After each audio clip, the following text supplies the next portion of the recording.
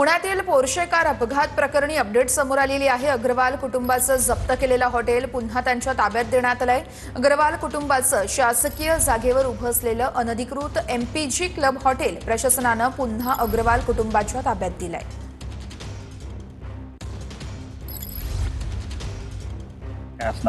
माझ्या गोष्टीवर काय ठाम आहे ते मी पहिल्यापासून ह्याच गोष्टीवर ठाम आहे। सदर जी मिळकत आहे ती अग्रवाल कुटुंबियांना देण्यात येऊ नये।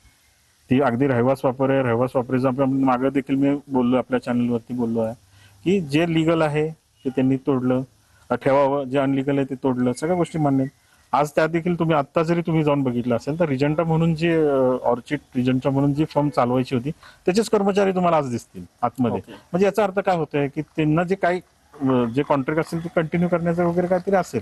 पण माझी स्पष्ट अशी मागणी आहे की हे जिल्हा प्रशासनाने पुन्हा याच्यावरती आदेशावरती फेरविचार करावा आणि हा आदेश दिलेला रद्द करावा आणि जे मिळकत अग्रवाल कुटुंबियांना दिलेली ती पूर्णपणे परत शासनाने